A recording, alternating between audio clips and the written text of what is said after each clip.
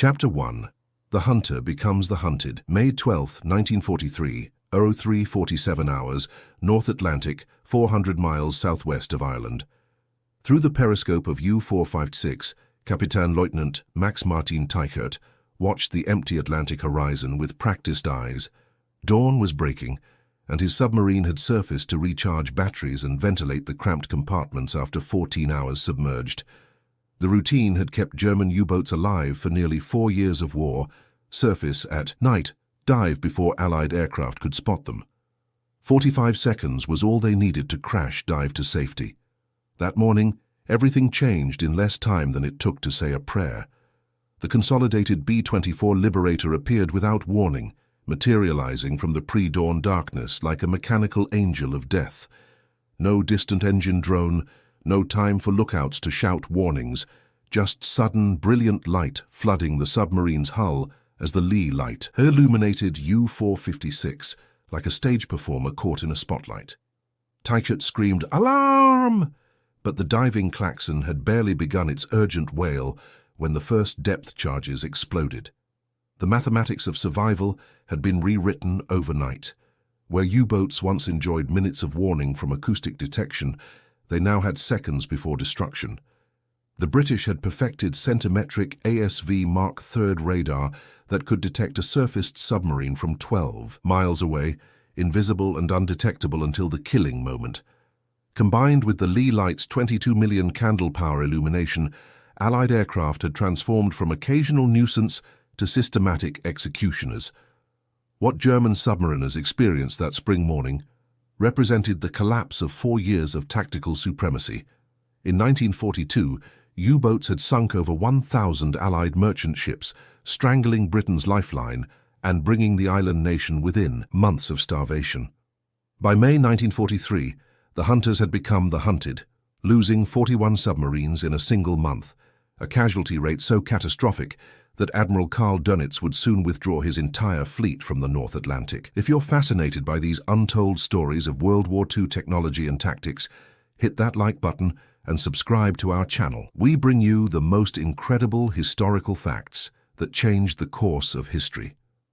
Don't forget to ring the notification bell so you never miss our latest deep dives into the wars that shaped our world.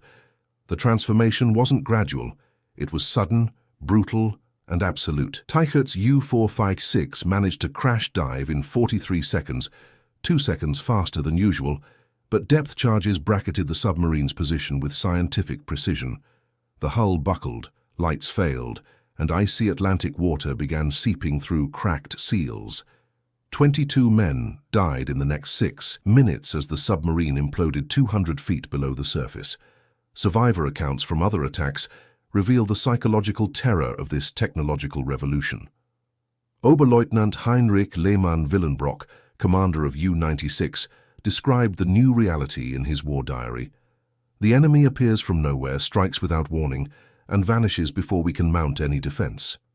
Our lookouts are useless against invisible radar. Our crash dive procedures, perfected through years of training, are meaningless when death arrives faster than human reflexes. The strategic implications extended far beyond individual submarine losses. German naval intelligence estimated that Allied aircraft were destroying U-boats at twice the rate they could be built.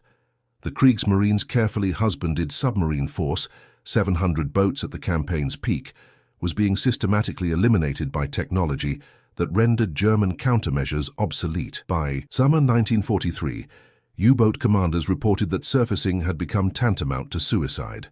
The 45-second crash dive, once guaranteed salvation, now offered only the illusion of escape.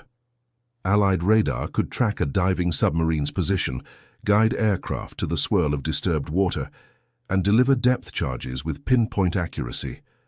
The hunters had become the hunted, and the Atlantic had become their graveyard. Chapter 2. The Invisible Eye That Changed Everything. The revolution began in the laboratories of Birmingham University, where physicist John Randall and engineer Harry Boot developed the cavity magnetron in February 1940, a device that would prove more decisive than any torpedo or depth charge in winning the Battle of the Atlantic. This compact transmitter could generate centimetric radar waves 10 times more precise than existing meter wave systems, capable of detecting objects as small as submarine periscopes from distances previously thought impossible. The technical breakthrough came from understanding electromagnetic wave physics at frequencies above 3,000 MHz. Traditional German radar detectors, designed to intercept Allied meter wave transmissions, were completely blind to centimetric wavelengths. The cavity magnetron produced radar pulses lasting microseconds with power outputs exceeding 500 kilowatts, enough energy to detect a surfaced U-boat's conning tower from 12 nautical miles under optimal conditions. British engineers at the Telecommunications Research Establishment recognized the magnetron's revolutionary potential immediately. Unlike bulky ship-based radar systems requiring massive antennas, centimetric radar could be miniaturized for aircraft installation. The ASV Mark III system, weighing only 250 pounds complete with scanning antenna, could be fitted to consolidated B-24 Liberators, short Sunderland flying boats, and even twin-engine Lockheed Hudsons. The tactical advantage was overwhelming. German U-boat commanders relied on METOX radar detectors to provide early warning of approaching Allied aircraft.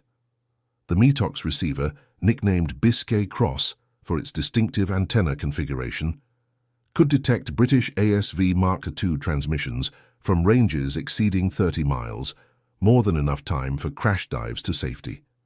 Against centimetric radar, the METOX was completely useless, providing no warning whatsoever. Wing Commander Humphrey de Verder-Lee perfected the complementary technology that would seal the U-boat's fate. The Leigh Light, a 24-inch diameter searchlight capable of producing 22 million candle power, could illuminate targets from altitudes up to 2,000 feet. Synchronized with ASV Mark III radar, the system allowed night attacks with daylight precision. Aircraft would approach using radar guidance, switch on the searchlight at the last moment, and attack before U-boat crews could react. The engineering challenges were substantial. Early Leigh Lights drew so much electrical power that aircraft generators required modification.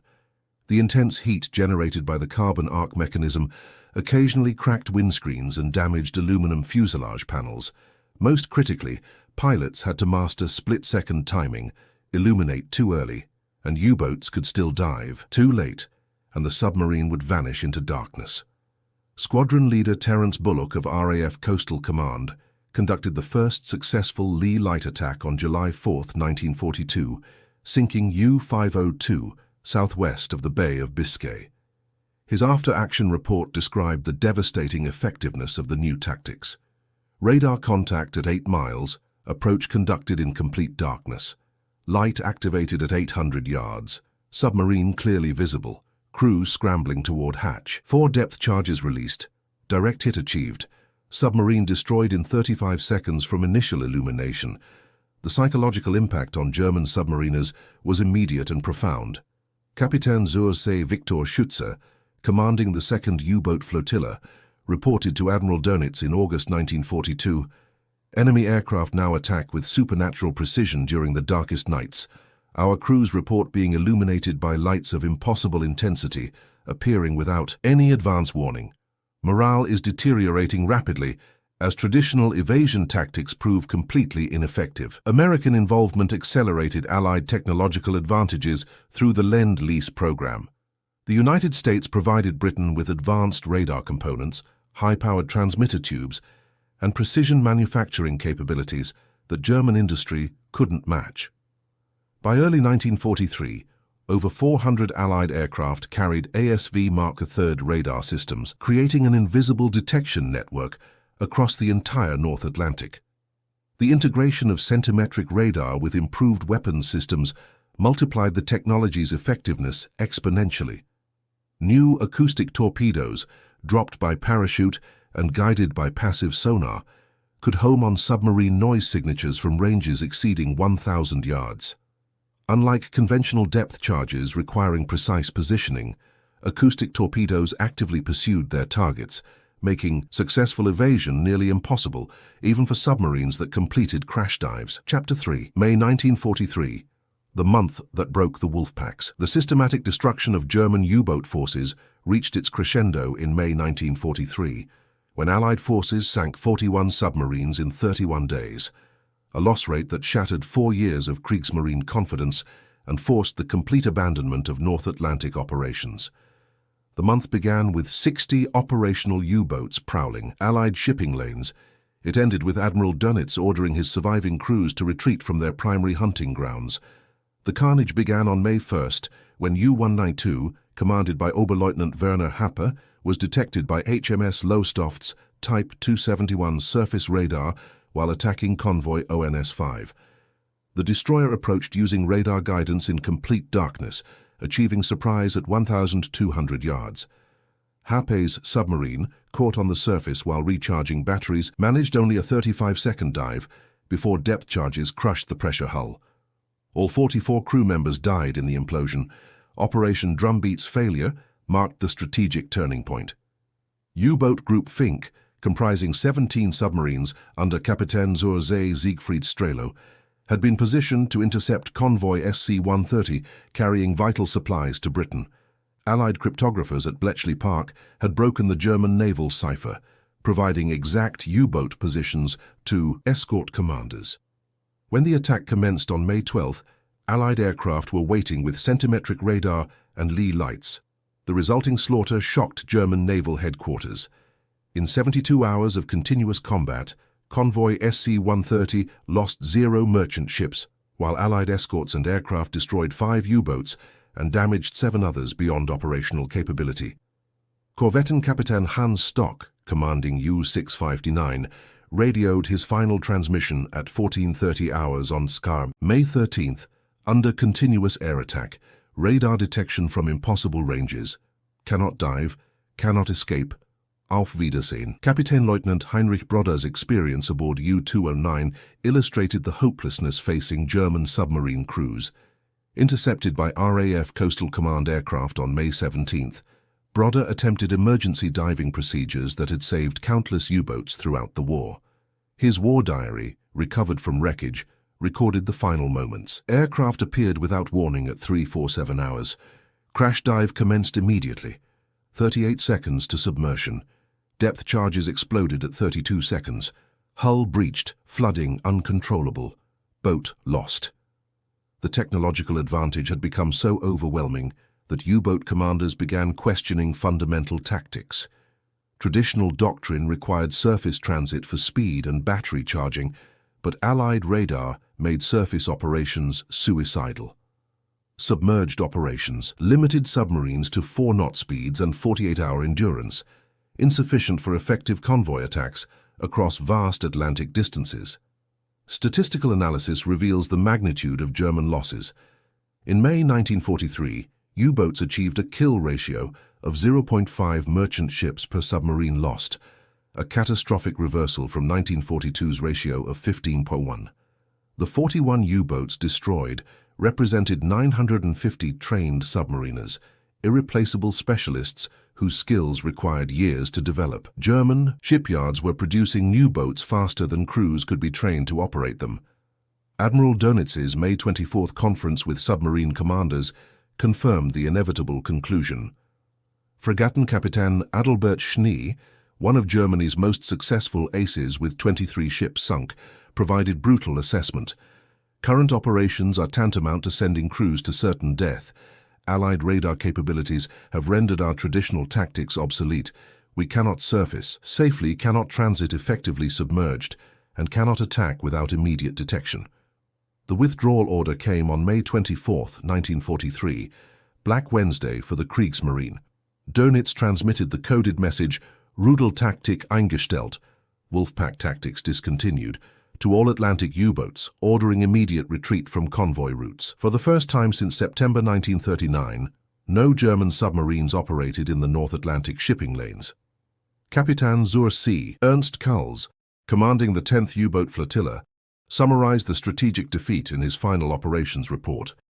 The enemy has achieved technological supremacy that nullifies our numerical and tactical advantages. Radar detection occurs at ranges exceeding visual contact by factors of 10. Aircraft attack with precision impossible 6 months ago. Submarine warfare as previously conducted has become impossible. The human cost extended beyond mere statistics.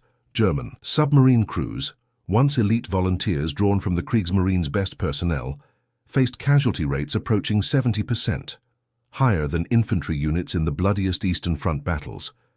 The psychological trauma of inevitable detection and almost certain death broke the morale of survivors, leading to increasing instances of mechanical failures and aborted patrols. Chapter 4. Through the Periscope. Voices from the Abyss. Korvettenkapitän Wolfgang Luth, Germany's second highest scoring U-boat ace with 47 ships sunk, provided haunting testimony about the technological transformation that doomed his comrades. Writing in his personal diary recovered after the war, Luth described the psychological horror of fighting an invisible enemy. "We have become blind men in a world of seeing giants. The enemy detects our every movement while remaining completely invisible to us. Death arrives without warning, without sound, without mercy." Luth's final patrol aboard U-181 in the Indian Ocean illustrated the global reach of Allied radar technology. Even 8,000 miles from Britain, American-supplied aircraft carried the same centimetric detection systems that had devastated Atlantic operations. His May 15, 1943 diary entry recorded, "Sunderland flying boat, detected us at dawn from impossible range, managed 41-second crash dive, but depth charges landed precisely where we had been. The ocean has become transparent to our enemies." The mathematical reality of submarine warfare had shifted catastrophically against Germany. Dr. Wilhelm Marschall, chief analyst for the Oberkommando der Marine, calculated that U-boat operations required a minimum 3.1 kill ratio to justify losses, 3 merchant ships sunk for every submarine destroyed.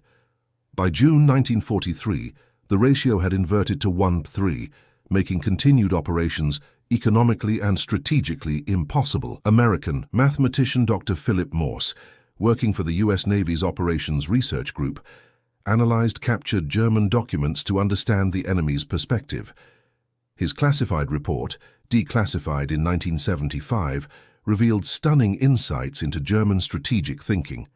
Enemy submarine commanders consistently overestimated Allied detection ranges by 50–100%, indicating complete ignorance of centimetric radar capabilities.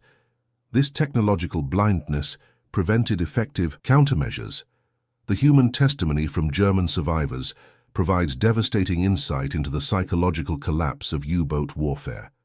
Oberleutnant Klaus Bargston, commander of U-563, survived his submarine's destruction by RAF Liberator aircraft on May 31, 1943.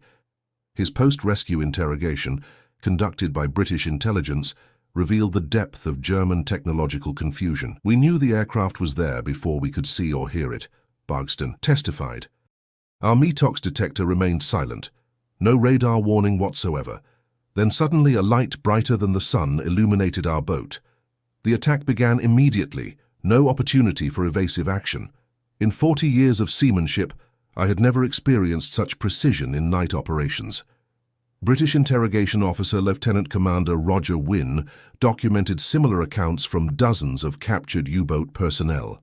His intelligence summary from July 1943 noted, "Prisoners consistently report psychological breakdown among submarine crews. Traditional confidence in crash dive procedures has been completely shattered. Many express belief that Allied forces possess supernatural detection capabilities." The arithmetic of destruction was relentless and unforgiving.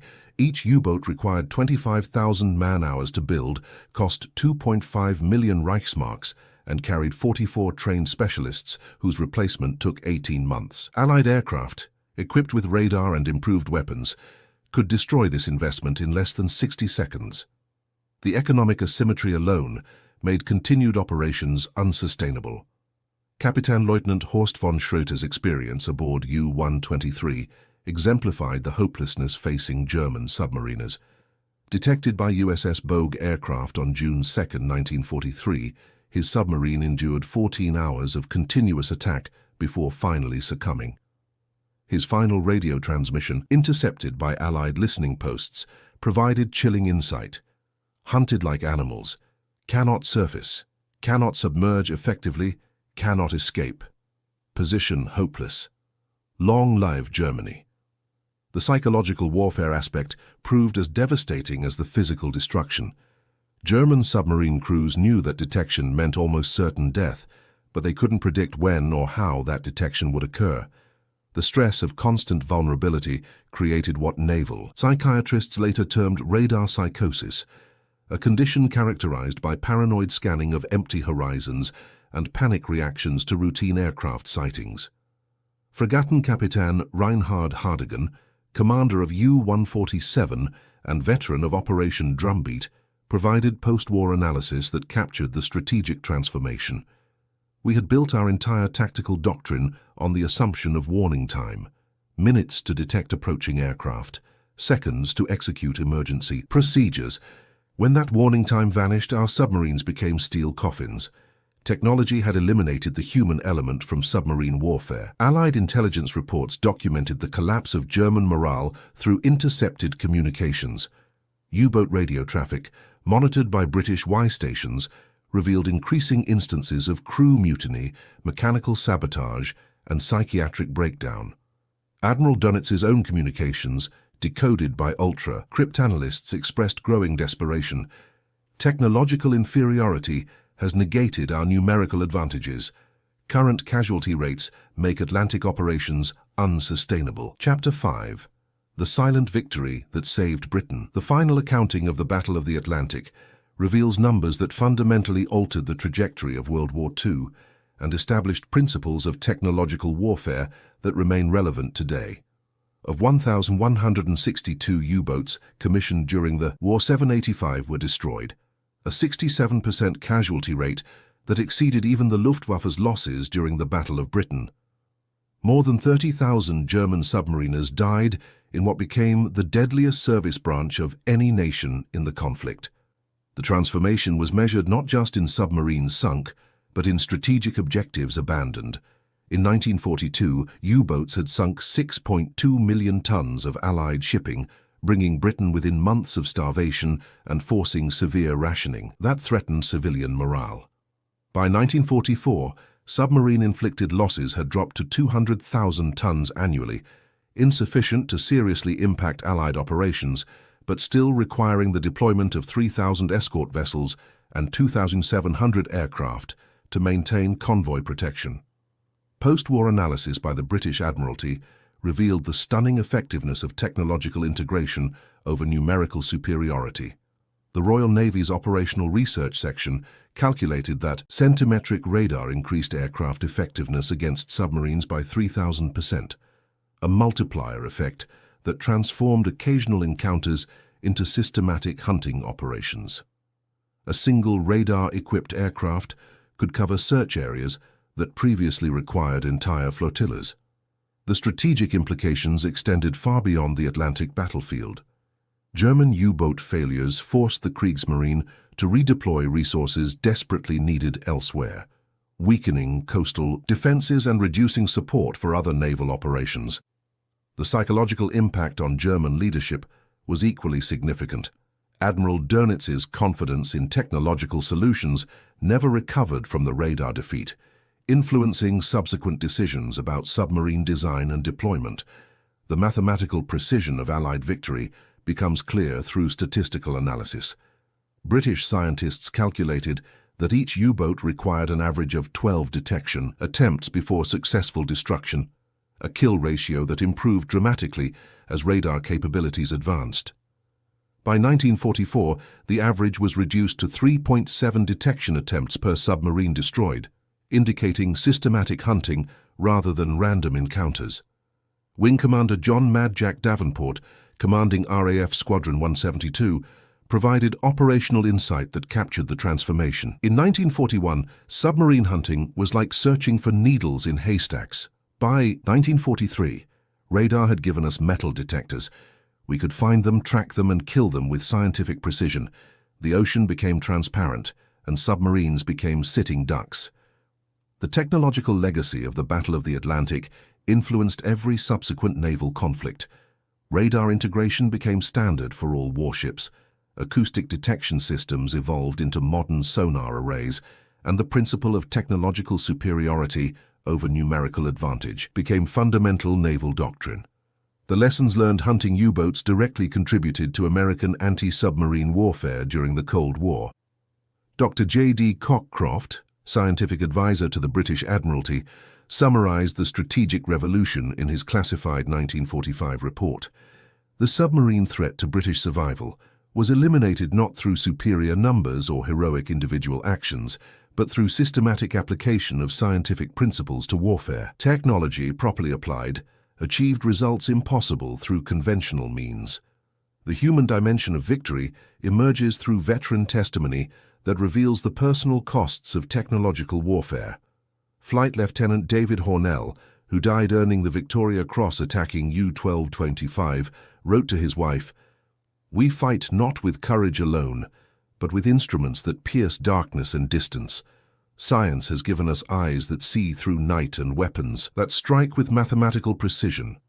German recognition of defeat came through captured documents that reveal strategic thinking. Admiral Donitz's final assessment, written in his Flensburg headquarters before surrender, acknowledged technological reality. The enemy achieved scientific superiority that rendered our submarine force obsolete. No amount of courage or tactical skill could overcome instruments that detected our every movement while remaining themselves invisible. The economic arithmetic of victory was equally decisive. Britain's survival cost approximately $2.8 billion in convoy escort expenses, aircraft procurement, and radar development. Germany's submarine campaign cost 4.7 billion Reichsmarks in construction, training, and operational expenses, a 70% higher investment that achieved diminishing returns as Allied technology advanced. The mathematical asymmetry alone made German victory impossible. The legacy resonates through modern naval warfare, where submarines remain potent weapons, but face increasingly sophisticated detection systems. Satellite surveillance, acoustic sensors, and advanced radar create an environment where underwater stealth requires constant technological evolution. The Battle of the Atlantic established the template. In technological warfare, second place means extinction. Captain Stephen Roskill, official Royal Navy historian, provided the definitive assessment. The Battle of the Atlantic was won by scientists in laboratories as much as sailors at sea. Centimetric radar, the Leigh Light, and acoustic torpedoes achieved what thousands of depth charges and millions of rounds of ammunition could not: the systematic elimination of the submarine threat to Allied victory. As the last U-boat surrendered in May 1945, the technological revolution that began in British laboratories had fundamentally altered naval warfare. The 45-second margin between life and death had vanished, replaced by detection systems that made hiding impossible and survival improbable. Technology had proven that even the vastest ocean could become transparent to those who possessed the proper instruments, and that in modern warfare the side with superior technology need not fear superior numbers.